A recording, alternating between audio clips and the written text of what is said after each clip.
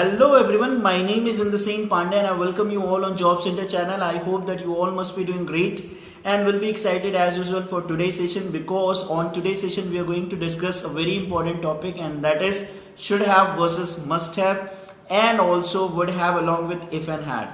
तो आज का जो स्ट्रक्चर होने वाला है माय डियर फ्रेंड्स वो बहुत ही इंपॉर्टेंट होने वाला है, और आज के स्ट्रक्चर्स को स्टडी करने के बाद आप रियलाइज करोगे कि ये सारे सेंटेंसेस आप बहुत ही फ्रिक्वेंटली यूज करते हो हिंदी में, और आज से आप यूज करना शुरू करोगे अंग्रेजी में यानी इंग्लिश में, because we have taken the responsibility और बीड़ा उठाया है, रिस्पॉन्सिबिलिटी ली है आपको इंग्लिश बुलवाने की, आपको इंग्लिश में कम्युनिकेट कराने की। तो आई होप ये जो हमारी सीरीज चल रही है स्पोकन इंग्लिश पे बेस्ड, आप इसे पसंद कर रहे हैं, लाइक कर रहे हैं। तो आइए सेशन की शुरुआत करते हैं अपने पहले टॉपिक से या पहले पॉइंट से, and that is should have versus must have. तो माय डियर फ्रेंड्स, इनको समझने से पहले हमें बेसिक समझना होगा कि शुड और मस्ट का यूज हम कब और किस कंडीशन में करते हैं।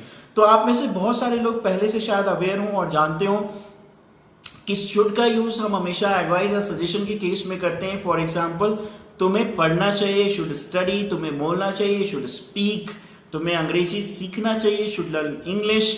इसके अलावा अगर मस्ट की बात करें तो यहाँ पे एक नेसेसिटी बढ़ जाती है, तुम्हें अंग्रेजी अवश्य बोलना चाहिए, यू मस्ट स्पीक इंग्लिश, तुम्हें अवश्य पढ़ना चाहिए, you must learn and study. तो जहाँ पे नेसेसिटी बढ़ जाती है वहाँ पे हम मस्ट का यूज करते हैं सजेशन की, और जहाँ पे नॉर्मल रहता है, नॉर्मल सजेशन रहता है, वहाँ पे हम यूज करते हैं शुड को। अब बात ये आती है कि इनके साथ जैसे ही हम हैव को ऐड करते हैं तो हमारा सेंटेंस बन जाता है पास्ट में। नाउ फॉर एग्जाम्पल, तुम्हें पढ़ना चाहिए था, यू शुड हैव स्टडीड, तुम्हें अंग्रेजी बोलना चाहिए था, you should have spoken English, तुम्हें वहां नहीं जाना चाहिए था, you shouldn't have gone there, तुम्हें यह नहीं करना चाहिए था, you shouldn't have done this. तो इस तरीके से चाहिए था कि केस में हम यूज करते हैं शुड के साथ हैव को। और माय डियर फ्रेंड्स, ये सेंटेंस और स्ट्रक्चर काफी इंपॉर्टेंट है और बहुत ही फ्रिक्वेंटली बोला जाता है, एंड आई होप कि आप अब तक समझ गए होंगे कि ये कितना कॉमन है इंग्लिश बोलने के दौरान या हमारी डेली लाइफ के कन्वर्जेशन से जुड़ा हुआ। अब बात करें मस्ट हैव की, तो मस्ट हैव अगेन जहां पे सजेशन की गंभीरता या ग्रेविटी बढ़ जाती है, या एडवाइस की ग्रेविटी बढ़ जाती है, पॉसिबिलिटी की ग्रेविटी बढ़ जाती है, उस केस में हम यूज करते हैं मस्ट को। नाउ फॉर एग्जाम्पल, आज कल यहाँ वर्षा अवश्य हुई होगी, it must have rained here yesterday, तुम अवश्य गए होगे, यू मस्ट हैव गॉन, ठीक है, तुमने अंग्रेजी अवश्य सीखा होगा, you must have learned English. तो इस तरीके से अवश्य को हम डिफाइन करते हैं must say. So I hope इन दोनों में डिफरेंसेस क्लियर होगा कि मस्ट और शुड क्या होता है, और मस्ट और शुड के साथ जब हम हैव को ऐड करते हैं तो किस प्रकार से हमारे वाक्य या सेंटेंसेस इंग्लिश में बनते हैं और वो कितने कॉमन है इंग्लिश बोलने के दौरान।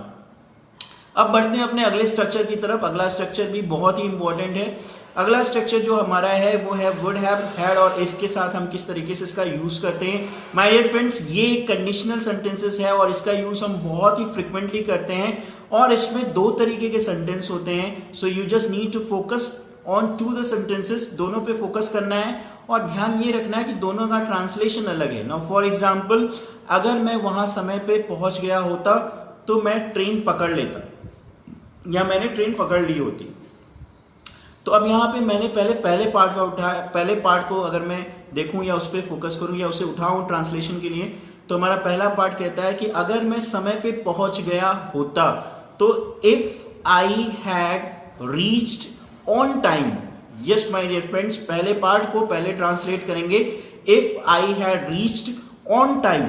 अब यहाँ पे ध्यान देना है क्या कि इफ से हमें सेंटेंस की शुरुआत करनी है, सब्जेक्ट हमें लगाना है, जो भी सब्जेक्ट है सेंटेंस में, हेल्पिंग वर्ब के तौर पे हमें हैड को यूज करना है, और मुख्य क्रिया यानी मेन वर्ब की हमें थर्ड फॉर्म यूज करनी है ऑब्जेक्ट के साथ। तो इस तरीके से हम सेंटेंस को कंप्लीट करेंगे। If I had reached on time, comma लगाएंगे और उसके बाद दूसरे पार्ट पे आएंगे, तो मैं ट्रेन पकड़ लिया होता, ठीक है, तो मैं ट्रेन पकड़ लिया होता। अगेन सब्जेक्ट हमारा है आई, और उसके साथ हम यूज करेंगे वुड हैव को as a helping verb. So I would have, और मेन वर्ब यानी मुख्य क्रिया की अगेन थर्ड फॉर्म को यूज करेंगे। So I would have caught my train, ठीक। तो अगर मैं समय पे पहुंच गया होता तो मैं अपनी ट्रेन पकड़ लिया होता।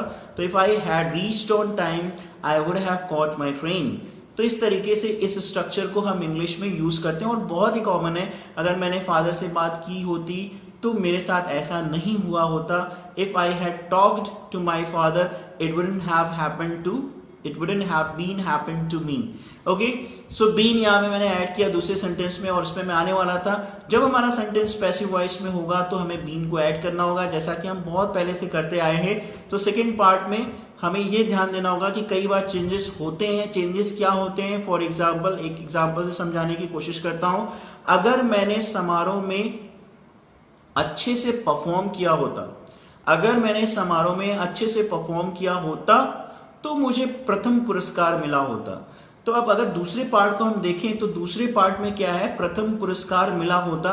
नौ कौन हमें प्राइज दे रहा है ये क्लियर नहीं है और ये साफ तौर से डिफाइन करता है कि हमारा सेकंड पार्ट बनेगा पैसिव वॉइस में, और अगर वो पैसिव वॉइस में बनेगा तो हमें वुड हैव के साथ बीन को ऐड करना होगा। और पूरे ट्रांसलेशन को एक बार करते हैं। अगर मैंने समारोह में अच्छा प्रदर्शन किया होता, if I had performed well in function, if I had performed well in function, तो मुझे प्रथम पुरस्कार मिला होता। I would have been given first prize, I would have been given first prize. तो माय डियर फ्रेंड्स, ये structure जो है इसमें हम हैड, इफ, वुड हैव और डेफिनेटली समटाइम्स बीन को ऐड करते हैं और काफी इंपॉर्टेंट स्ट्रक्चर है। आई होप कि आपने इसको काफी हद तक सुना होगा, देखा होगा, बट इस पे प्रैक्टिस करनी बहुत जरूरी है क्योंकि कई बार मिस्टेक्स होने की पॉसिबिलिटी बढ़ जाती है।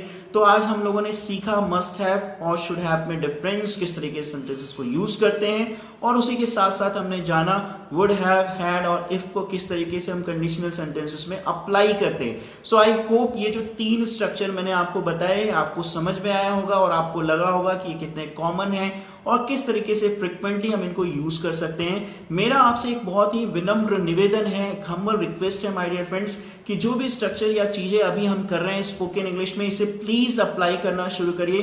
Because unless you apply those methods and the techniques you won't be able to get the result. तो रिजल्ट पाना है तो इसको अप्लाई करना जरूरी होगा। सो बने रहिए इसी तरीके से और अपने प्यार को और अपने ब्लेसिंग्स को देते रहिए हमको। And this is Indrasen Pandey signing off. This is all from my end and I'll see you tomorrow in the next video. Till then, take care, all the best, keep smiling, keep watching Job Center और हाँ, share और subscribe करना मत भूलना, फायदे में रहोगे। Thank you.